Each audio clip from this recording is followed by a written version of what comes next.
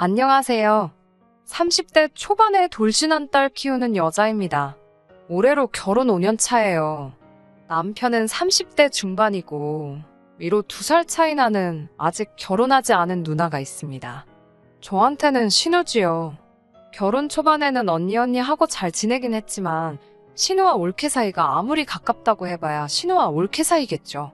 시댁과 거리가 가까운 편이기 때문에 한 달에 한 번꼴로는 시댁에 방문해서 시간 보내고 했습니다.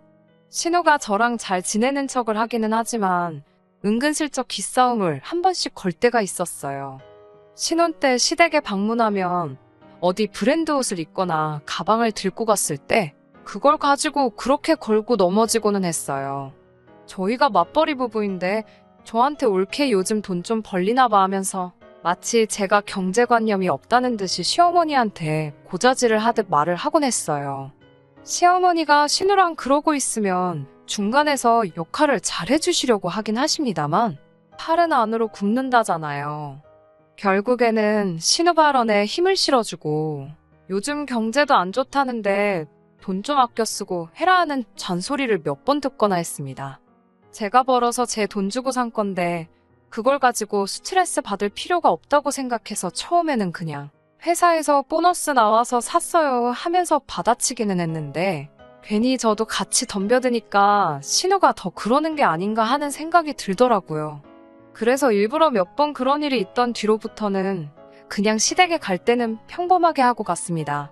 그러니까 이번에는 올케는 이제 결혼했다고 여자이길 포기했나 보네 하면서 돈도 잘 버는데 뭐 좀 부리고 다니고 싶지 않냐면서 빈정대더라고요. 그래놓고는 언젠가는 저한테 연락이 와서 예전에 시댁 놀러 왔을 때 들고 다니던 가방이나 옷 이야기를 꺼내면서 보니까 요즘 그런 거 들고 다니지도 않는다는데 필요 없으면 자기한테 달라고 하더라고요. 신주단지 모시듯 옷장 안에 처박아 놓을 필요가 있냐면서 자기는 아직 결혼도 안 했고 멋부리고 다닐 일이 많으니까 자기가 잘 사용해주겠다고 말이지요. 안 빌려주기라도 하면 그날은 시어머니한테 전화까지 받아야 했습니다. 이야기 들어보니까 너는 이제 안 쓴다는 것 같은데 뭐가 아까워서 그러냐면서 그냥 한 번만 빌려주라는 식으로 잔소리를 들어야 했어요. 이런 일이 너무 자주 발생하니까 스트레스 받는 것도 일이지만 괜히 신우 때문에 시부모님하고 관계도 안 좋아지겠다는 생각이 들었습니다. 그래서 남편한테 신우에 대해서 길게 이야기를 나눠본 적이 있어요. 그런데 남편은 그래도 자기 누나라고 은근슬쩍 누나 편에 서서 해명을 대신 해주더라고요. 제가 힘들어한다는 건 크게 관심도 없는 건지 그래도 누나가 첫째라고 자기한테 양보도 많이 해주고 여태까지 자기가 누나 도움을 많이 받아왔으니 제가 누나 유별난 거 조금만 참아달라고 부탁을 하더라고요. 괜히 저 때문에 집안 분위기도 이상해지지 않냐면서 저만 참으면 되는 일인데 그게 어렵냐고 끝까지 신우를 대신해서 말을 하더라고요. 서운하기도 하고 화도 많이 나서 남편한테 그러면 누나랑 살지 나랑은 결혼을 왜 했냐고 한마디 쏘아붙였습니다. 앞으로 한 번이라고 저도 더는 참지 않을 거라고 진심으로 내가 신우랑 잘 지내는 모습을 보고 싶으면 중간 역할을 똑바로 하라고 했어요. 남편은 알겠다고 대답했고 앞으로 잘 지낼 수 있게 자기가 중간에서 조율을 잘하겠다는 대답을 자신 있게 했습니다. 그런데 중간 역할을 한다는 게 남편 생각에는 누나 앞에서는 누나 편 들고 내 앞에서는 내 편 들고 시모 앞에서는 시모 편 들고 박쥐 같은 역할을 하는 게 중간 역할이라고 생각했나 봅니다. 하루는 제가 회사에서 야근이 있던 날이었어요. 다음 날이 저랑 절친한 친구 결혼식이라서 일부러 회사에 월차까지 내서 제 앞으로 있던 잔업들을 다 정리할 요량으로 야근을 하고 있었습니다. 거의 밤 12시가 다 돼서 지친 몸을 이끌고 퇴근을 했어요. 그리고 다음날 아침 일찍부터 미용실 가서 머리도 하고 집에 돌아와서 옷을 갈아입으려는데 제 옷장에 그 옷이 없더라고요. 결혼식 날 입으려고 지난 주말에 세탁소에 드라이까지 돌려놓고 비닐도 안 벗기고 옷장에 보관하고 있었던 옷인데 말입니다. 당황스러워서 회사에 있는 남편한테 전화해봤는데 그 옷이 왜 없냐는 겁니다. 저보고 세탁소에서 안 가져온 거 아니냐 하면서 잘 좀 찾아보라고 하는데 아무리 찾아도 없는 건 없는 거였어요. 결국에는 급한 대로 다른 옷 꺼내 입고 친구 결혼식을 다녀왔습니다. 오랜만에 친구들 만나서 뒤풀이도 하고, 솔직히 결혼식장 가서는 사라진 옷 생각도 있고, 오랜만에 마음 편하게 시간 보내다가 저녁 늦게가 돼서 집에 돌아왔습니다. 남편 퇴근한 후에 집에 돌아왔는데 남편이 네가 찾던 옷이 이거 아니냐면서 아무리 찾아도 없던 그 옷을 내밀더군요. 드라이 맡겼을 때 받은 비닐봉지 그대로 옷걸이에 걸려있더라고요. 정말 귀신이 고칼로릇이었습니다. 집이 무슨 궁궐 같은 것도 아니고 20평대 아파트의 제일 작은 방에 붙박이장 해놓고 옷방으로 해놓았거든요. 칸칸이 다 열어보고 샅샅이 뒤져도 없던 옷이 집에 돌아오니 있는 게 마음에 걸렸습니다. 어쨌든 그때까지는 그냥 내가 마음이 급해서 못 받겠거니 하고 넘어가려고 했어요. 제자리에 걸어두려고 비닐을 벗겼는데 조금 위화감이 들더라고요. 드라이 돌린 옷인데 비닐 안에서부터 섬유탈취제 냄새가 심하게 났거든요. 혹시나 싶어서 주머니를 뒤져봤는데 주머니에 은행거래 명세표가 하나 들어있더군요. 예금 주명에 떡하니 적인 3글자. 신우 이름이 거기에 있었고요. 남편 불러서 이게 뭐냐고 물어봤습니다. 신우 이름이 떡하니 적힌 거래 명세표를 들이미니까 남편 얼굴이 똥 씹은 표정으로 바뀌더라고요. 설명을 해보라고 했더니 남편도 더 이상 달아날 구멍이 없다는 걸 깨달았나 봐요. 결국 자초지종을 털어놓더군요. 제가 야근했던 그날에 신우가 약속이 있는데 입고 나갈 옷이 없다고 저희 집까지 찾아왔다는 겁니다. 남편은 제가 늦게나 돼서 들어오는 걸 알고 있었으니 아무 생각 없이 신우한테 현관문도 열어주고 옷방문까지 열어줬던 거고요. 드라이 돌려서 새 옷 같은 깔끔한 옷이 있으니 신우는 신이 나서 그 옷을 가지고 나갔던 거였고, 제가 그 옷이 없어진 걸 알게 되자 남편이 신우시켜서 가져간 그대로 가져오라고 한 거고, 제가 친구 결혼식장 가 있는 동안 돌려놓은 거였지요. 완전 범죄를 꿈꾸다가 신우가 멍청하게 현금 인출기에서 나온 거래명세표를 주머니에 넣어둔 바람에 저한테 딱 걸리고 만 것입니다. 남편하고 대판 싸웠습니다. 남편은 뻔뻔하게 그렇게 소중한 옷이고 입을 계획이 있었으면 잘 챙겨뒀어야지 하면서 그걸 또 제 탓으로 몰더라고요. 저번에 싸웠을 때 신우 일로 더 이상 참지 않겠다고 제가 마지막 경고를 하지 않았느냐고 따지니 제가 앞으로 한 번이라고 했으니 이번에도 저보고 또 참고 넘어가라고 뻔뻔하게 나오는 겁니다. 이번에도 그냥 넘어가주면 앞으로 어떻게 될지 눈에 선해서 그냥 넘어가지 않았습니다. 시어머니한테 전화해서 더는 이렇게 못 살겠다고 말하고 그 길로 제 짐들 싹 다 챙기기 시작했어요. 남편은 그제서야 일이 이렇게 될 줄은 몰랐다면서 방금까지 보이던 뻔뻔한 모습은 온데간데 없고 손이 발이 되도록 싹싹 빌더라고요. 앞으로 같은 일이 발생하지 않게 자기가 잘하겠다 하는데 진작에 제가 잘하라고 할 때부터 그렇게 했으면 좀 좋았을까 싶었습니다. 제 전화 받고 시어머니도 그 길로 바로 저희 집으로 와서는 저한테 제발 남편 한 번만 봐달라고 사과를 하시고요. 이 일의 주범은 신우인데 왜 다들 신우 이야기는 하나도 꺼내지 않고 남편은 자기가 잘하겠다 싹싹 빌고 있고 시어머니는 남편 한 번만 봐달라고 하는지 참. 정작 사과를 해야 할 신우한테서는 그 뒤로도 연락 한 통 없었습니다. 그래도 한번 내지르고 나니 그 뒤로부터 같은 일은 일어나지 않았어요. 신우는 그때 일은 언급조차 안 하고 계속 쿨한 척 행동하는 걸 보니 참 낯가죽도 두껍다 싶었고, 그 뒤로부터는 신우하고는 최대한 거리를 두고 지냈습니다. 시댁에 가는 것도 그 뒤로는 단 한 번도 없었어요. 남편도 시어머니도 알고 있던 거죠. 신우가 제 앞에 수그리고 들 일은 없을 거고 괜히 두 사람 마주치게 해서 일을 또 만들바해야 두 사람도 차라리 제가 시댁에 발길 안 하는 게 낫겠다고 생각했던 거예요. 괜히 집 분위기 이상하게 만든다고 나한테 가스라이팅을 했으면서 정작 본인들도 신우한테 문제가 있다는 걸 알고 있었다니 웃음도 나오지 않았어요. 명절이나 그럴 때도 시댁에는 남편 혼자 갔고 저는 바로 친정으로 향하고 그랬습니다. 시댁의 발길을 끊었다고 연을 끊고 지낸 건 아니었습니다. 신우가 있는 시댁에만 안 가는 거지 시부모님 생신이라던가 하는 행사가 있으면 시부모님만 밖에서 따로 만나 저녁 식사하고 그렇게 지냈어요. 신우는 집에 있었지만 안 좋을 거 아니까 다행히 집에다 떼어놓고 오시더라고요. 그래서 한동안은 별다른 문제는 없었습니다. 제 인생에서 신우 하나만 걷어냈을 뿐인데 인생이 바뀌더라고요. 남편과도 전에 없이 사이가 좋아지고 시부모님과도 물론 사이좋게 지내게 되었습니다. 한편으로는 이렇게 편할 것 진작에 한바탕 할 걸 그랬다 싶은 생각도 들었고요. 그리고 남편과 저 사이에 아이도 태어났고 아이 돌지났을 때도 신우 빼고 온 가족이 저희 집에 모여서 식사도 하고 그냥 평범한 인생을 살게 되었지요. 그런데 전생에 무슨 큰 죄를 짓기라도 했는지 그런 신우한테도 결혼하겠다는 남자가 생기더라고요. 지금이야 콩깍지 때문에 결혼하겠다고 들겠지만 그 남자도 참 인생이 기구하다는 생각이 들었습니다. 신우의 본 모습을 분명히 모르고 있었을 테니까요. 그래도 한편으로 다행이라고 생각했던 건 신우가 결혼하고 나면 더 이상 신우 때문에 억지로 시댁과 거리 두고 지내며 마음 불편해할 일도 없겠구나 싶었어요. 그냥 그 사람 좀 불쌍하다 생각하면서 지내고 있던 와중이었습니다. 그리고 저희 집에 예상도 못한 손님이 찾아오게 되었습니다. 인터폰 화면에 비친 사람은 신우였어요. 자기 때문에 무슨 사단이 났는지 알고 있어서 최근 몇 년간 정말 얼굴 한번 못 보고 지냈던 신우가 연락도 없이 집까지 찾아왔으니 솔직히 좋은 예감이 들지는 않았습니다. 신우는 집에 들어오자마자 다짜고짜 저랑 남편한테 나 얼마 뒤에 결혼한다는 소식은 들었지?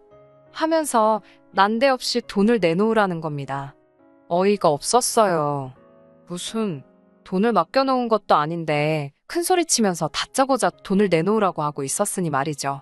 저도 더 이상 신우한테 쩔쩔매야 할 이유도 없었기 때문에 돈 내놓으라는 신우의 말에 맡겨놓은 것도 아닌데 난데없이 돈을 달라고 하느냐, 줄 돈도 없고 있어도 줄 생각도 없다고 확실하게 한마디 했습니다.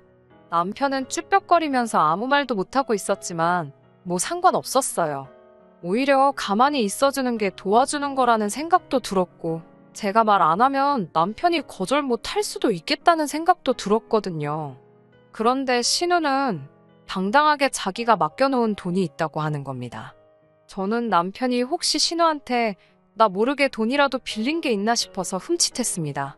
남편한테 혹시 신우한테 빌렸던 돈이 있냐고 물었더니 남편도 그거는 생각도 못 해본 사실인지 돈 빌린 적은 없다고 확실하게 말을 해줬어요.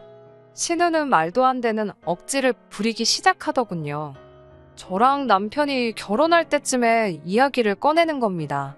그러니까 저희가 지금 살고 있는 이 집이 최초에는 남편과 시부모님, 신우까지 같이 돈을 모아서 이 집을 샀다는 건 저도 알고 있었습니다.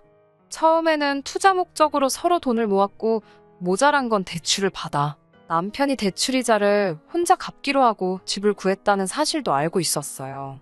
그때는 제가 남편과 연애도 시작하기 전이었고 그 사실은 결혼을 하면서 신혼집 이야기를 하다가 자세한 내막을 다 알게 되었습니다.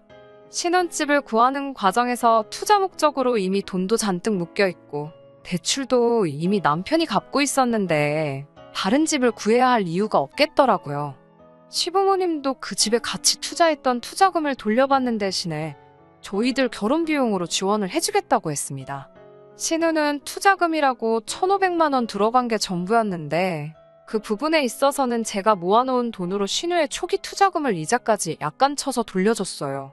그리고 남편 앞으로 들어가 있는 대출을 제 돈으로 해결하면서 집도 공동명의로 변경을 하게 되었고요.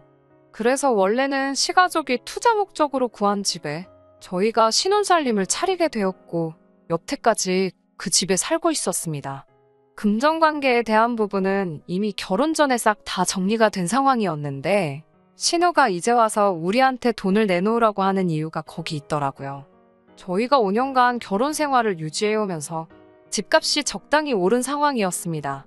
제가 나머지 대출금을 해결하면서 집에 더 이상 대출이자로 나갈 돈도 없어졌기 때문에 집값이 오른 건 당연히 좋은 일이었죠.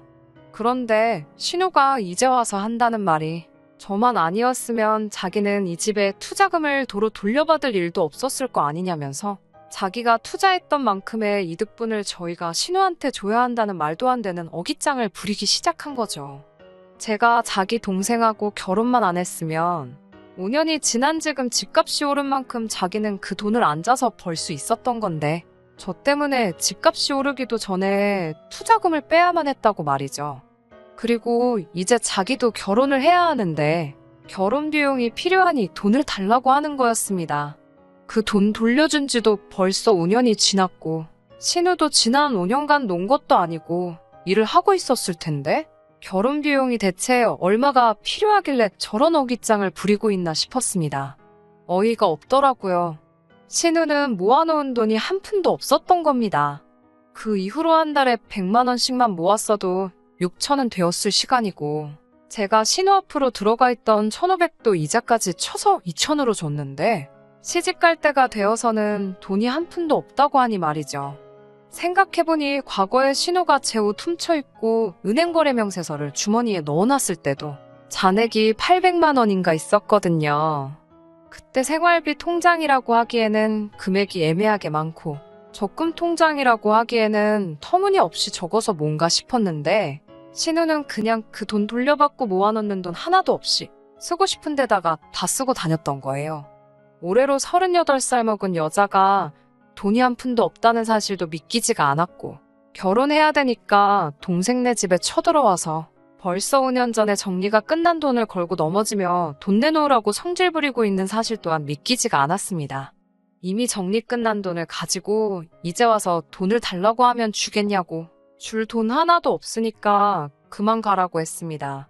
신우는 배째라고 누워서 저희한테 결혼자금 6천만 원을 받아내기 전까지는 이 집에서 못 나간다고? 자기 돈이 들어갔던 집이니까 일부는 자기 집이라고 하면서 안 나간다고 하더라고요. 집값도 끽 해봐야 3억 얼마 하던 집이 6억 중후반까지 가게 된 건데 1,500 투자한 게 어떻게 6천이 되느냐고 하니 다 나름의 계산 방식이 있다며 토달지 말라고 징징대더라고요. 결국 시부모님까지 저희 집에 찾아오시게 되었습니다. 그래도 그동안 신우를 빼고 잘 지냈던 것도 있고 이 상황은 누나 편만 들던 남편이 보기에도 말도 안 된다고 하는 상황이니 시부모님도 당연히 신우한테 한마디 할 줄 알았어요. 그런데 그건 저만의 착각이었던 겁니다. 시어머니는 집에 들어오자마자 신우한테 내가 말해준다고 했는데 미리 와서 줄 돈도 못 받게 일을 키우냐고 신우를 나무라더군요. 그 말 들었을 때부터 딱 틀렸구나 싶었습니다. 이 계획이 누구한테서 나온 건지는 모르지만 애초에 시어머니도 신우가 결혼 자금이 없는 걸 알자 저희한테 아쉬운 소리 할 생각부터 가지고 계셨던 겁니다. 저한테 네가 이해해라, 나쁘게만 생각하지 말아달라 하면서 결과적으로는 신우 요구를 들어달라는 말을 꺼내시더군요. 신우가 시집만 가고 나면 또 있을 일도 아니지 않느냐. 신우 결혼 상대가 지방에서 사업을 하는 사람인데 결혼 후에는 그쪽으로 내려가 살 거다 하면서요. 앞으로 평생 신우 안 보고 살려면 지금 돈을 내놓으라는 소리로밖에 들리지 않더라고요. 이미 거절의 의사를 똑똑히 밝혔음에도 불구하고 시어머니는 계속해서 너희는 집값도 올랐잖니, 맞벌이 하면서 돈도 잘 벌잖니 하면서 38살 먹은 신우, 지금 그 사람 아니면 누구한테 시집 보내겠냐면서 저보고 계속 신우 살려주는 셈 치고 돈을 달라고 하시는 겁니다. 남편도 처음에는 신우가 돈 내놓으라고 나설 때는 뭔 소리를 하느냐며 정색을 하더니 어머님이 저한테 숙이고 부탁하는 모습이 마음에 들지 않았던 건지 아니면 자기 누나 상황이 딱해서 또 도와주고 싶어진 건지 모르겠지만 이번이 마지막이라는데 6천만 원이면 얼마 되지도 않는데 그냥 해주자고 하더라고요. 6천만 원이 얼마 되지도 않는다니. 앞으로 아이 키워가면서 들어갈 돈도 있고 저도 슬슬 육아에 전념하기 위해서 직장을 그만둘까도 생각도 하고 있었거든요. 이런 일이 자꾸 발생하는 게 신우만 끊어낸다고 해서 될 일이 아니겠구나 하는 생각이 들었어요. 시댁뿐만 아니라 남편도 같이 끊어내지 않는다면 앞으로 평생 시댁의 신우 문제로 돈 문제로 끌려다니게 될 거라는 결론에 도달하니 오히려 마음이 편해지더라고요. 홧김에 나온 말이 아니고 진심으로 더는 이렇게 살 수는 없겠다고 신우 돈 해주고 싶으면 해주라고 말하고 대신 저는 이혼하겠다고 했습니다. 이혼 이야기가 나오니 시어머니께서는 아이를 아빠 없이 키울 생각이냐면서 화를 내시고 옆에서 아무 말도 못하고 계시던 시아버지는 책임지고 자기가 그 돈을 갚아줄 테니 저희 보고 일단 돈부터 달라고 하시는 겁니다. 평생 전업주부로 살아오신 시어머니와 몇 년 전에 은퇴하셔서 연금으로 생활하시는 시아버지가 어떻게 6천을 모아서 저한테 갚겠다고 하시는 건지. 앞으로 제 인생도 우리 아이 미래도 창창한데 아이 아빠 없이 키울 생각에 이혼 못하고 원하는 대로 해주면 평생을 두고 후회할 것 같다는 생각이 들었습니다. 이미 옛저녁에 정리된 금전관계 가지고 투자금 운운하면서 돈 내놓으라는 신호와 똑같은 계산 방식으로 저도 말했습니다. 결혼할 때 들어갔던 제 돈만큼 집값 오른 거 계산해서 재산 분할하겠다고요. 그러면 그 돈으로 신우 결혼자금 해주시면 되는 거 아니냐고. 결국 신우 원하는 대로 되는 집구석에서 힘없는 며느리로 살 바에 혼자 사는 거 택하겠다고 했습니다. 제가 의견 굽히지 않고 나오니 그제서야 시부모님도 그러면 다른 좋은 방법이 있는지 확인해보자 나오시고, 신우는 그 와중에도 자존심이 상하는 건지 또 짐 싸들고 친정 가는 쇼라도 하지 그러냐면서 빈정대고 있더라고요. 뭐가 잘났다고 큰 소리를 치는 건지 정말. 결국에는 끝끝내 달라진 게 없었습니다. 시부모님도 이번이 아니면 신우 시집 보내긴 글른 것 같고, 아무리 생각해도 신우 결혼 상대가 원하는 결혼 비용 마련할 구석이 생기지 않으니 좋은 방법 찾아보자고 해놓고는 결국 또 저한테 아쉬운 소리를 하더라고요. 그래서 현재는 제가 이혼을 준비하게 되었습니다. 합의 이혼해주는 대신 말했던 대로 제가 결혼할 때 드린 돈만큼 해서 현재 집값 오른 만큼 분할받기로 했어요.